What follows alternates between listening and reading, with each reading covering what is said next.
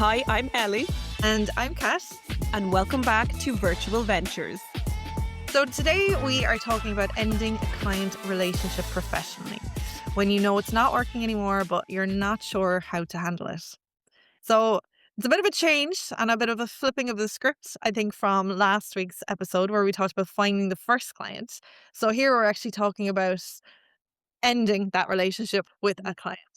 Yeah. Um, yeah, so it's a bit of a change, I suppose. But it's The something again. start and the end. They're at the end, all in one. 2 episodes back to back.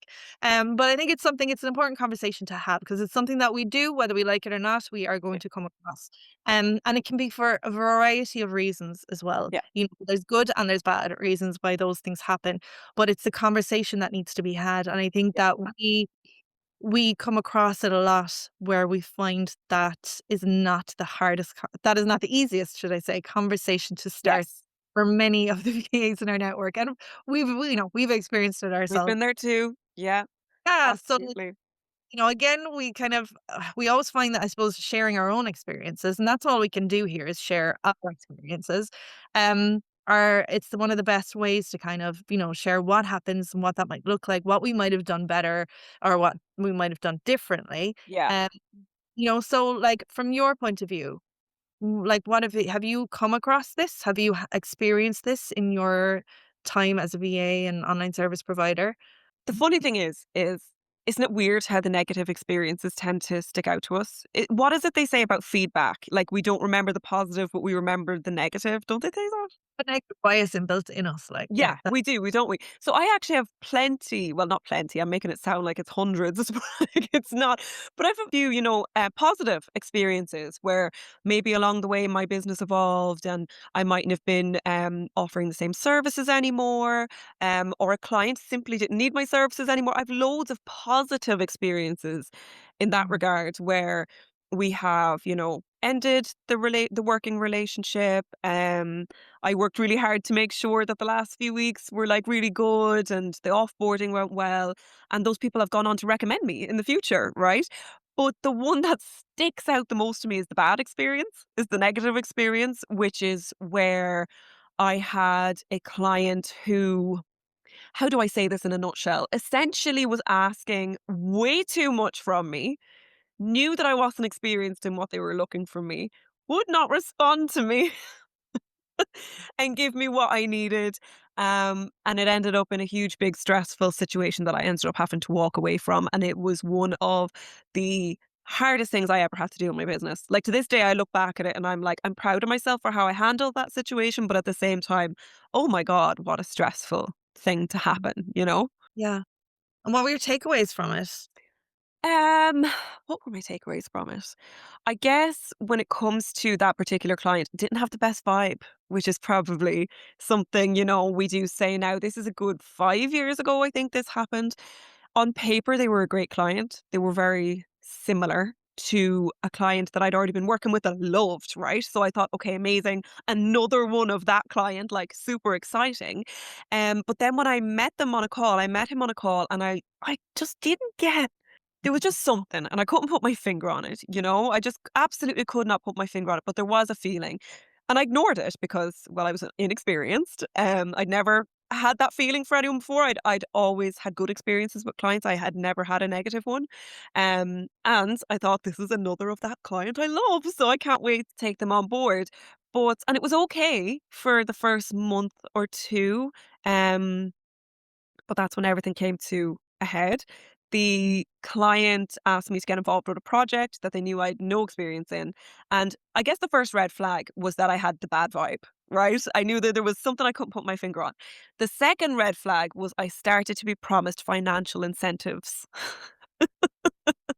Right now, at the time, I did not realize that was a red flag, I suppose. Now I'd run a mile, but it was kind of like, if you take this on and it goes well, you will get like, it was a bit sketchy what I was, being offered.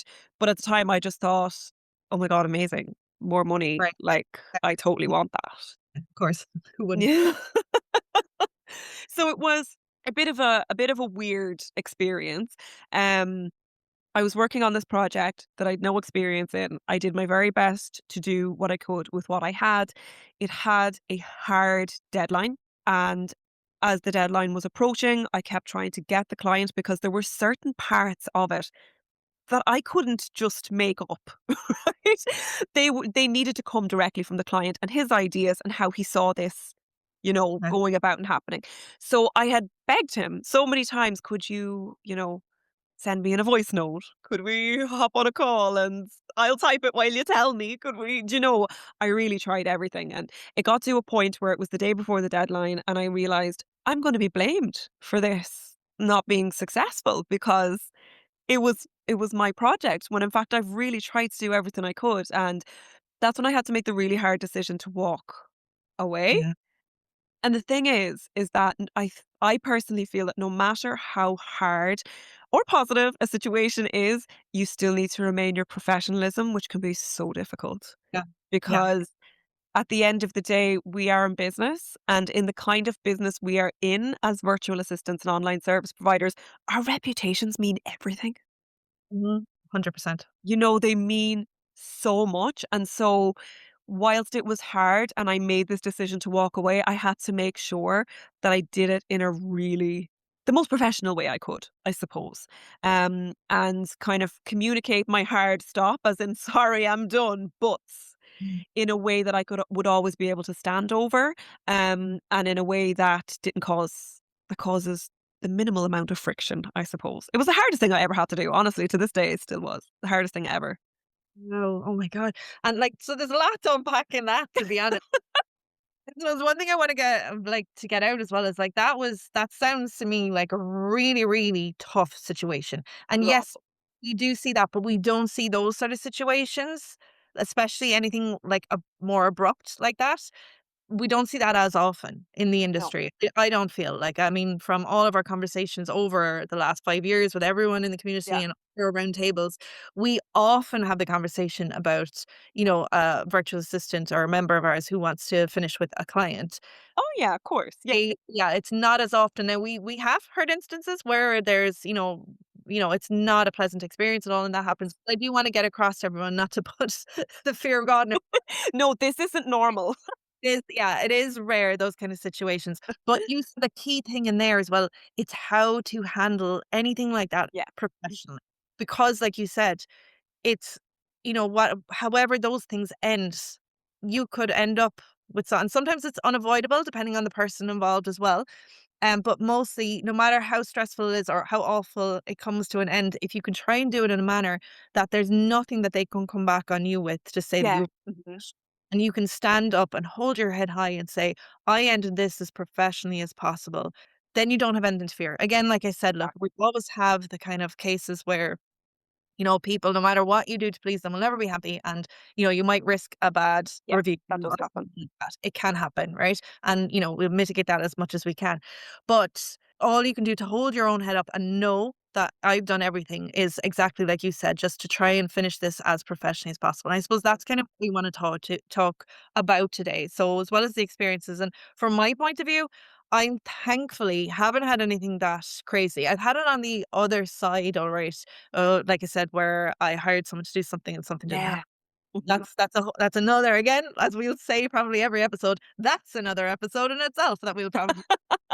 But I So thank much. haven't so much had it. Yes, I've had to end client relationships and stuff, but thankfully it's all been kind of the relationships where there's been a work up towards the finished date, where there's been notice given, where there's, Yes. been very structured and all that sort of stuff. And that's been my personal experience. So I haven't had to deal with that. The only times I've had to deal with difficult clients maybe would be through the discovery phase. And where, like you mentioned earlier, those red flags. So that's a way sometimes to mitigate these kind of things happening, or relationships that maybe don't pan out, is to look for those things, those signals, those red flags at the start. Say, we're not a right fit. Not again, it's not necessarily you're saying that that client is bad client, just maybe not the right fit for you. Maybe they need someone with a different type of approach, you know? So it's like someone who needs structure and maybe you're not as structured, or maybe you're very structured and the client isn't very structured, so they need someone more casual. It can come down to things like that, right? And yes, you can try and vet that as much as you can before the discovery stage, but sometimes it happens that you'll take on a client and again, we're talking about various reasons here today. It could be that you'll discover you're not the right fit. Okay. The work isn't what you thought it was Yeah. supposed to be, or the work has taken on a scope that's way too far beyond what you had agreed, and it's work that you don't enjoy or want to do. Um, or maybe it's just time. Maybe you're moving on to new services, your business is taking a new direction, and you need to let go of a client. Yeah. There's a variety of reasons that you may need to have this conversation. But I suppose what we want to talk about today is how to approach that, because what we see quite often is people will come to a round table, say in February, and say, "Oh, I'm really having a hard time with this client. They're asking for a lot of stuff that's outside the scope of what we agreed. It's putting a lot of stress on me. They're looking for extra hours. I might not always have it to give, but then I feel bad. So I'm trying to fit it in, but I'm overworking myself now. I'm getting to burnout mode." There's all this sort of stuff that we can see. And that might be in February, we'll have this conversation where we'll say, okay, you need to revise this, or, is it a client that you want to stick with? If not, okay, you need to maybe have that conversation.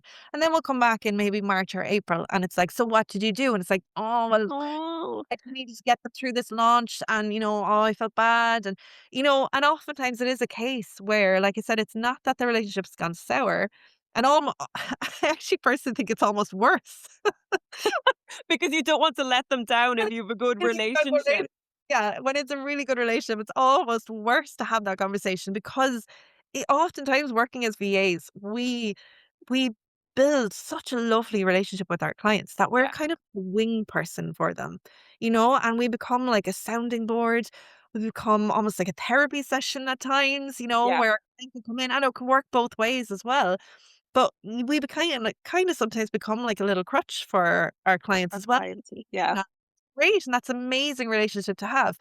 But then to pull that crutch from out underneath them, and say, I have to leave, I have to finish, our work together, whatever, can be a really a hard conversation to have. So then what we see is people getting so stressed over the thoughts of having this conversation Put that it they off. delay, they Put it delay. off. And for the sake of a 15-minute conversation that's awkward and uncomfortable, well, depending on how you have it, but it can be awkward and uncomfortable or feel that way at least at the start. They'll suffer for months on end, holding on to this client that they know they So true. it's not the work that they want to I'm continue with, worrying about it. everything else in another direction, but they're still holding on to this legacy client. And it's just we see this time and time again where Yeah, we really do. We see it all the time, and look, we get it. It's tough, but as we say, that's when you have to put your big girl knickers on absolutely, yeah, pull and them have the up. conversation. So where do you start, right? Yeah, Where do you start? Whether it is not a great experience or it's a client that, you've loved working with, it's just not right for you guys to work together anymore, because your business has evolved or something, which yes, is the more likely scenario. The negative scenarios don't happen that often. I really don't want anyone to think that that's like the case. But where do you start? You start with looking at your contract. Okay, make sure to go back and take a look at the contract that you have with that client. What does it say? Okay, because it should say something in there about terminating the agreement. Do you need to give them written notice? How much notice do you need to give them? It could be a few weeks, it could be a month. I have actually just out of experience, I have seen people over the years who maybe had longer notice periods in there and wished they hadn't. So that's just a point to put in there. But that's where you start is with your contract. What does it say? Because that's what you need to do next to initiate your notice period and begin the ending of the relationship. 100%. And that's a really easy starting point as well Yeah. for you. Something you can just do internally yourself to get the ball rolling in your head as well. You need to start preparing yourself for this. Like Yeah. you need to start preparing your mindset for this. So that's a great starting point because it doesn't involve the client at that point, right? You're just looking. No, you haven't said anything yet. Yeah. Then you're getting that established. And then it's kind of a reverse engineering process as well of saying, okay, I need to give this. What does that look like in reality? Then obviously things are going, there's so many legs that can spin off all of this stuff. But obviously there's things that you can sort of look at and say, okay, look, well, where we mentioned this a little bit earlier, we are in the middle, or this client is in the middle of a launch, so maybe that's not the best time. So maybe if I wait till 2 weeks, give them an extra 2 weeks, Yeah, right? Something you can do, but you don't have to, but that is something that you can do. But 100% looking at your contract and saying, "Okay, so I have to give, 4 weeks." Generally, I think generally it is like that 30 days, that 4-week period for the most part. Sometimes it's a little bit longer, like you said. But looking at that and saying, "Okay, that gives you a rough date." Then, when you yeah, look at it, reverse engineer that, you'd say, "Okay, that means that technically from this date I can finish." Okay, does that make yeah, sense? Again, looking at what's on the project that you're working on and stuff, does that make sense? Great. Now I have my date. So this is the date that we finish. So when does that mean I have to have the conversation? So looking at that and bringing that back, you need to set that date, because I think if you don't set that date and if you keep it in your head, "Oh, yeah, I need to sort that. I need to, arrange that. yeah, Oh god, I have to have that conversation." If you don't set a date, it's not gonna be done. Whereas if you set the date and it's kind of like a whip the Band-Aid thing off, it's just literally send that email and say, "Can we arrange a call on this date at this time? Or what is your availability on this date to arrange a call?" And send that out, and the ball, it's started then. The process is started and you're working yourself towards that. yeah, The minute you have your date, I wouldn't wait like a week or 2 weeks. I would just do it straight away and just set up that call so that you're not yeah, lingering on that again. So the last thing you wanna do is have 2 weeks until that call where you're just sitting there and your stomach is turning and you're dreading this call and that's all you're thinking about it, and it's taking over every other part of your life. yeah, Your personal time, your professional time, you're just thinking about this the whole time. It's awful. Get rid of that weight on your shoulders and just have that call. But again, that's just a little trick to kind of get you into it, is just without having to to say get anything. started. That Mhm. said, the first thing, contract, check it, your dates. Next thing, send that email. You don't have to say anything in the email about what it's about. If you want to say something like, "Oh, it's just a review call," or it's however you want to phrase it, you can absolutely do that. But just arrange that call. Yeah, And then what I would personally do, I would get clear on everything I wanted to say. yeah. For sure, absolutely. You wanna make sure that if this is a relationship that, was good or even half decent, pretty good, and you enjoyed working together even a little bit, that you really do wanna end this on the best terms possible, because at the end of the day, yes, you might be walking away, but again, reputation is everything. These people may still refer you, even though you're not working together anymore. Let's say your business evolved and now you're offering different services and you're telling the client that they may recommend you for those new services to somebody who's looking for them, So we want to make sure it's as professional as possible. But I would say, I think it depends on the client relationship, how you tell them. I don't think it always needs to be a call. You could actually give them the notice in the email if that's how you guys True. communicate. It's true. Yeah, no, you're right. It does depend on the relationship, because even Yeah, thinking, I'm just on my own kind of setup of clients over the years, a lot of my clients would have been that call relationship. Yes. I would have been used to that. So that's probably what I'm more used to.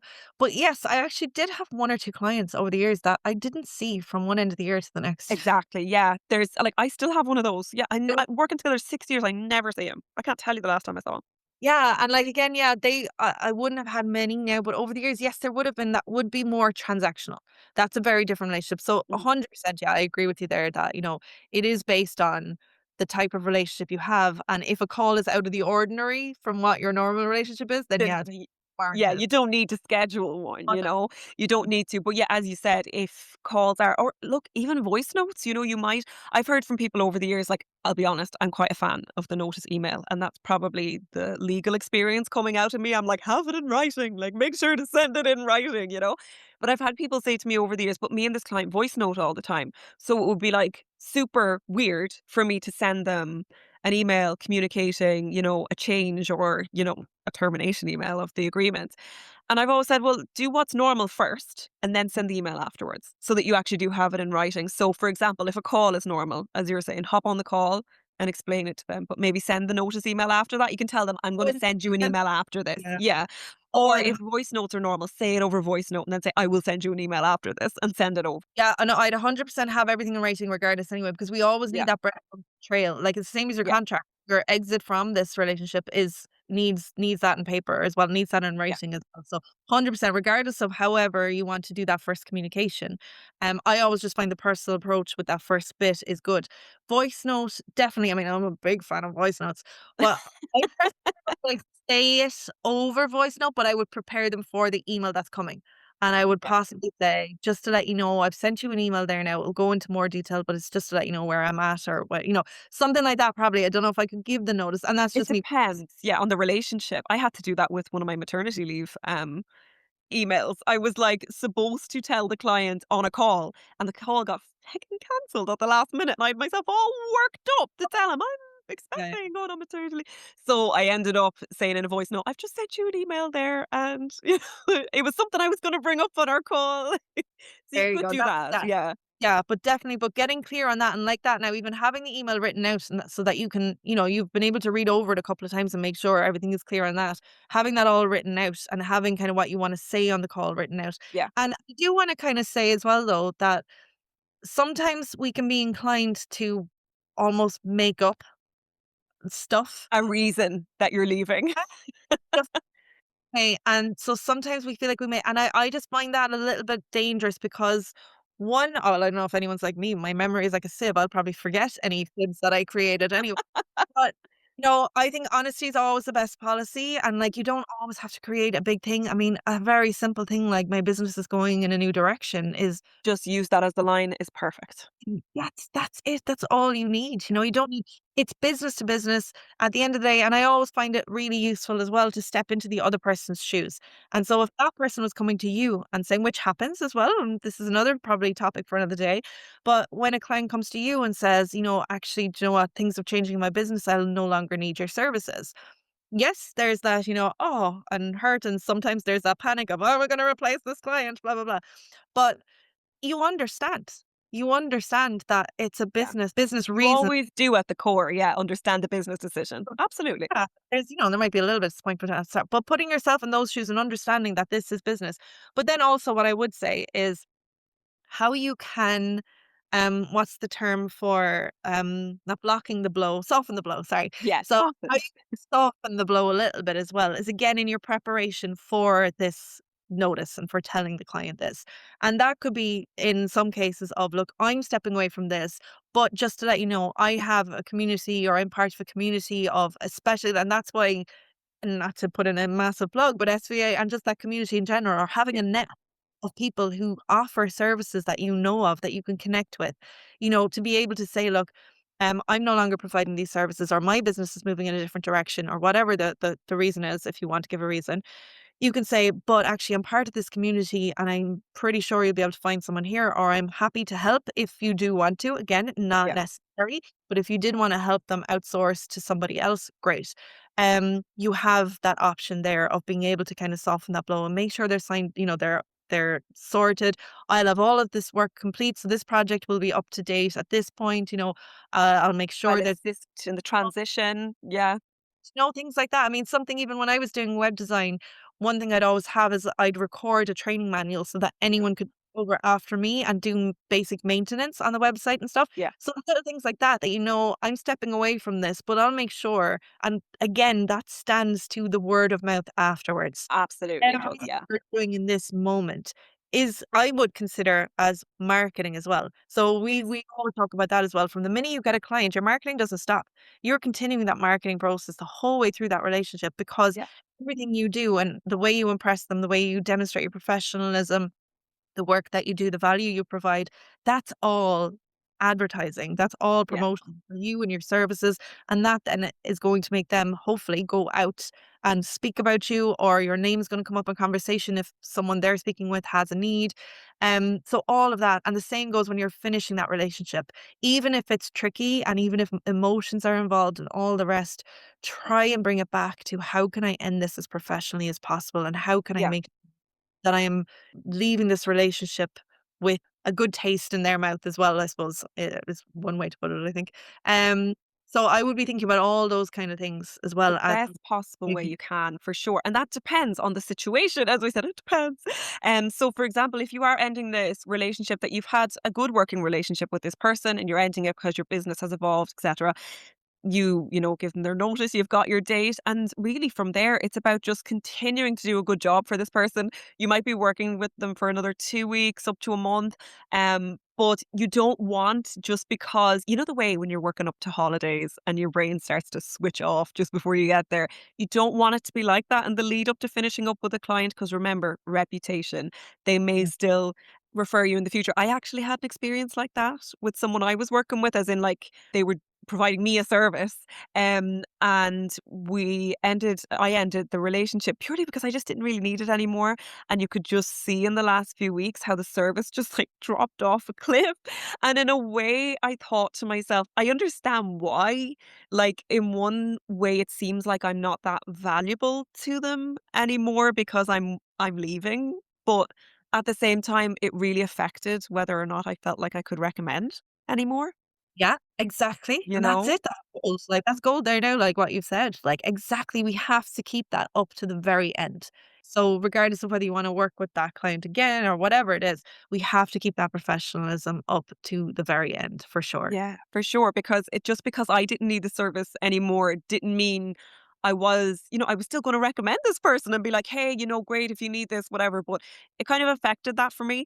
But, yeah, so I think that's one of the most important things that you can do is just keep that service up till the end. But then we do have the other side of things where if the relationship isn't ending on the best note, that can be trickier. As you mentioned there, emotions can be involved. It might not be as cut and dry, like, it can be harder to do, but still, I think it's something you need to look at and think, "How can I end this in the best way possible for my business?" And one tip I have for that is, and I've actually said this to so many people over the years, is you don't have to respond to correspondence straight away. Um, I just had this in my brain, go on, go, yeah. You don't, okay? You could get an email from a client, you could get a voice note, you could get a text, you could get something. Depending on what's happening, it might not be something very nice that you just got, okay? Or it could be something that triggered you and made you feel a certain way. Don't respond. Like, the best piece of advice anybody can give you there is to walk away. All right? Don't respond to that, because what are we going to do in the moment? We're going to say something that we may regret later. We're going to say something that maybe later we'll realize we took what they said out of context, or we might be, because emotions were involved, or we might think, could have handled that better, not exactly my finest moment, you know? So walk away, I think, is the best thing that you can do. Distract yourself until you feel able to go back and come up with a plan on how to end this in the best way that you possibly can. Yeah, I was thinking the exact same thing, and I love you said that because it's so true, and like we mentioned it a bit earlier about emotions coming into this, it's very hard to completely detach your emotions from your professional life, you know what I mean? Absolutely. It's much easier said than done. We can say all these things till we're blue in the face, but it's much easier said than done. So 100% agree with what everything you just said there, and about just walking away for that moment, stepping back and taking a breath. You get an email or you have that moment of trigger where you're going, "That's it, I'm done. This relationship is done." Do not respond or, No. create something in that moment, right? Take a breath and say, okay, you can make that decision in that moment if you absolutely want to, okay, I'm done, right? I'm going to leave myself for a minute. I'm going to go off. I'm going to have a cup of tea. I'm going to sit in this till tomorrow, whatever it is you Yeah. need to do. I'm going to talk to someone. Contact someone else, whoever is in your space that is there for you to vent to. And by the way, if anyone doesn't have someone they can vent to, I mean, Ellie is my go to for if I need to rant about something or vent about something or get Oh, something yeah. out.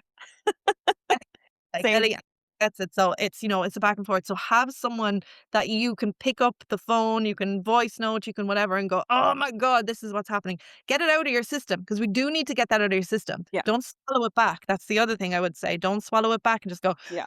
just get it out of your system, but not to the actual person. Because often as well, and this is strategic as well, not just sensible, but often as well, we'll come up with hindsight is 20/20 and all that. Oh, yes, for sure. Way better comeback or response, 24 hours later than we will in the moment as well.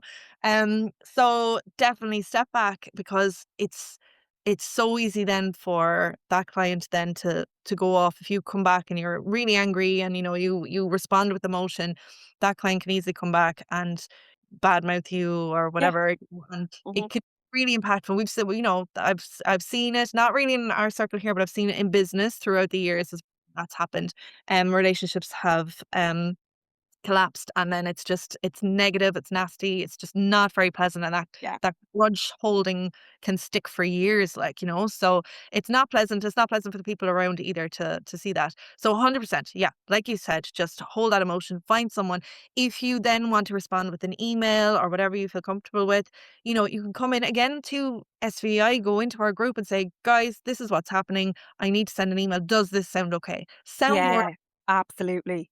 some advice, because again, when you're inside the bottle, it's really hard to read the label. So, Yes. I love that. I never heard that before.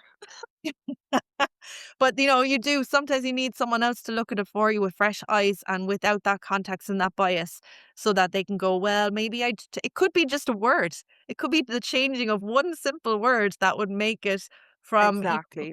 being really angry to you sounding professional and assertive, and there is a difference. No, for sure. The next thing I would advise, okay, if this is a difficult situation, and I actually did this in the situation trauma dumps on you at the start, which was, okay, you have to look at your contract. It doesn't matter if this relationship is ending good or bad, right? You still have to go by what the contract says. You are in a contract, right?